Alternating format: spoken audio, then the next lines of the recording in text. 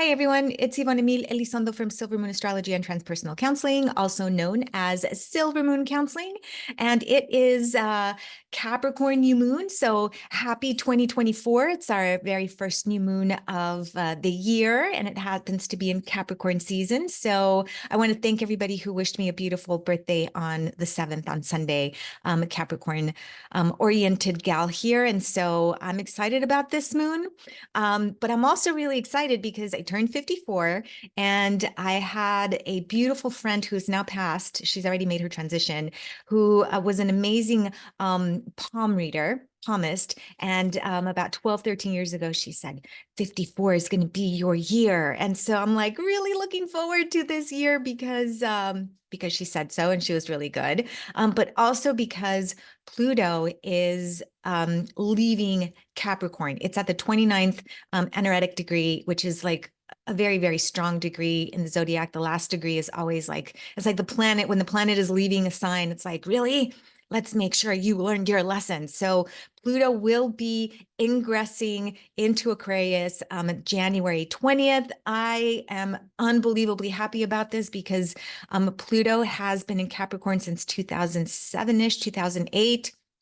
And that Pluto intensity is just, especially wherever your sun is. Okay, I have sun, moon, and a few other things in Capricorn. It's oppressive and it can feel very, very oppressive. It's not just, I don't want to be a negative Nancy and say, wow, it's all challenging and dark and deep.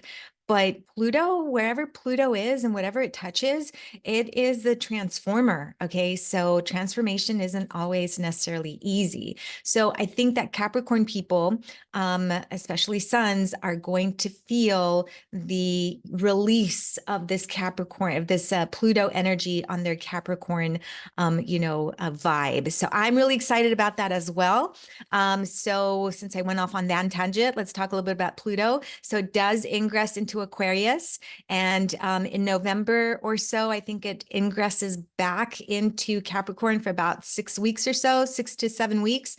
And then it leaves Capricorn for good and it stays in Aquarius for the next 20 years, right? So I will be sharing a video about that energy alone, but I was really happy because I'm really looking forward to Pluto getting out of my sun house. Anyhow. So let's talk about this Capricorn new moon. Again, it is the first moon of the new moon of 2024. Now, I'm going to show you the chart. Here we go. Here's the new moon. Okay, it is in Capricorn. And if you will notice, let me try to do this again. If you'll notice here, it drives me nuts when they change my stuff around because then I can't find anything. Here we go. Okay. All right. So here's the new moon in Capricorn, and this is Pluto, right? So it's still at the 29th degree, 29th, 40 something. And it's just about ready to completely move into Aquarius. So we do have this new moon it's not in conjunction, but it's close enough, okay, to this Pluto energy. And then Mars is also in Capricorn. So I do want to talk about Mars in Capricorn. So this new moon, it feels a little bit, it feels goodish, good. I'm going to say good. Okay. I'm going to go with good. Because we do have this new moon. It is sextiling this beautiful Neptune energy in Pisces. Sextiles are more easy aspects. And we also have Saturn sextiling Jupiter. Okay. Saturn in Pisces and Jupiter in Taurus. Although it's this kind of balance between, uh, expansion and contraction. So it should be good. Okay, so let's talk about this new moon. As always, new moons are wonderful times to set your intention for the lunar month. And in Capricorn, that intention is really about those Capricorn vibes. And so Capricorn is very much about structure. It's very much about foundation. It is the work. Taurus and Capricorn are the workhouses, but in Capricorn, there's like an ambitiousness that happens, right? It's the climbing the mountain. And so there's this stability and this foundation with Capricorn energy. Yes, we can be stubborn. Yes, we can be persistent and we can endure, but there's this quality to Capricorn, and this new moon makes me feel with everything else that's going on there, that this would be a really great time to set your intentions for those routines or those practices, or the organizational part of the year. And the reason I say that is because Mars is in Capricorn, and Mars is exalted in Capricorn. Mars is about direction, movement, okay? And when it's in Capricorn, it's not the fiery Mars that we see in Aries or the laser pointed Mars that we see in Scorpio.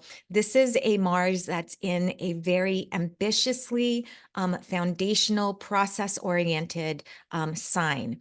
And so it gets this focus of getting things done. So that's why I'm saying for this new moon, I think it would be a great time to set the intentions for those practices or those routines or those rituals, or get yourself organized, because whatever you put into practice now is going to be very helpful as we move into late March, April, May, and the rest of the year, where the astrology gets a little bit more sketchy and a little bit more disruptive. Okay. And so whatever you start now, it's really good for you to take that into, as the astrology and life kind of gives us more of those, disturbing kind of energies, right? Unsettling kind of energies. And I will talk about those as we move into closer to that time period. But for right now, this Capricorn energy is about grounding. It's about finding stability, developing a framework. That's exactly the word that I want to look for, is developing a framework for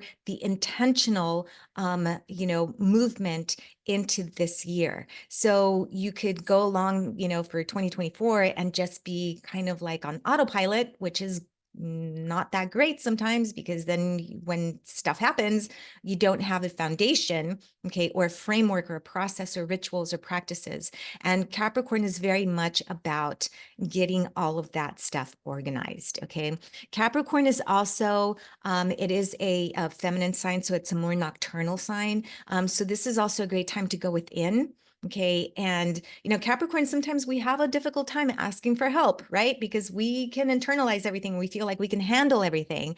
But this is also a really great time to step into your essence and say, okay, where am I keeping myself from connecting with others? Capricorn can be the hermit, okay, of the zodiac. And we enjoy being alone, but we also sometimes are alone to our detriment. And when we're by ourselves too much, when you silo yourself off from connection, you can't get a different perspective other than your own. And sometimes being in your own head can make things a little bit challenging. Like Pluto right now has been smack, transiting conjunct my natal Mercury in Capricorn at the top of my chart. And it has been, if I stayed in my own head, I don't know what I would do. But so I have lovely friends and a group of gals and family that have been, my brother, that have been putting me in check, right? So again, it's about asking yourself, okay, where can I make connection? Now, I did mention that Pluto is in Capricorn. We will start to see maybe more of a release as it moves into Aquarius. And what I mean by that release, Capricorn has taken the brunt financially. Okay, the market, right, the housing market crashed in 2008. We've seen a lot of governmental discombobulation, not just in the US, but globally. We did have, there's a breakdown of systems that have been happening, even with like cryptocurrency. Okay. And I'm not all that into the geopolitical astrology, but I know enough to say that Pluto has been causing some havoc. And sometimes we need havoc in order for us to transform and to move on to the next level. Personally, Pluto can create that sense of disturbance again, which is the word that I'm going to be using a lot this year. And so as it leaves Capricorn, we should start to feel, Capricorn energy can be melancholy, can be depressed, can be more of a naysay, negative Nancy, sometimes because we're looking at what could potentially go wrong as a safety measure. But with Pluto there's been like this heaviness with this Capricorn energy that we have felt, collectively, because Pluto is a generational planet. It's a collective planet. And so as it leaves Capricorn, I'm hoping that we will start, Capricorns especially, or wherever you have Capricorn in your chart, you'll start to see some of that release of that more deep depressive, or just kind kind of energy, right? So for this moon, though, what that means is that you may get a little sense of that kind of energy might sneak into this new moon. So you do really want to be very cautious to use that Mars energy in a very constructive way to develop those rituals, those practices, those spiritual practices, self-development practices, business practices, whatever it is that you want to do with this energy, knowing that, you know, there is a heaviness to it, but using that heaviness as a source of saying, okay, what am I getting rid of? Basically. Okay.